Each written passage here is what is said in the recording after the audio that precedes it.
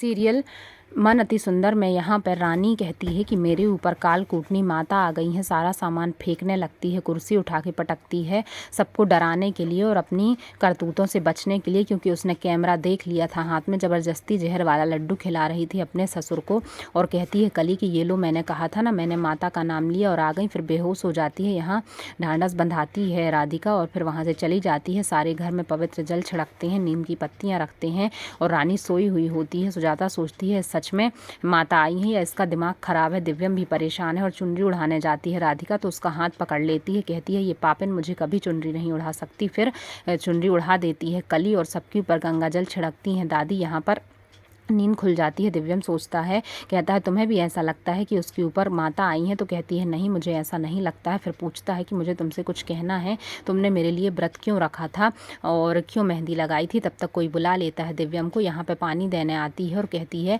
मैं तुम्हारी बहू नहीं हूँ, मैं माता हूँ, मेरे पैर पड़ो, पैर दबाओ। और बैठ जाती है और पैर दबाती है सुजाता से अपने। तो कली कहती है काश मुझे माता आई होती, मैं भी अपनी सास से पैर दबाती। और यहाँ पे किचन में आ जाती है। कहती है मुझे भूख लगी है। राधिका से बोलती है मुझे तेरे हाथ से कुछ नहीं खाना है, तू पापिन है, इस घर से चली जा, इस घर में संकट केवल तेरी वजह से है। राधिका समझ जाती है कि अगर असली माता होती तो जानती कि मैंने कुछ नहीं किया और वह माफ़ी मांगती है केवल दादी का मन रखने के लिए घुटनों पर आकर।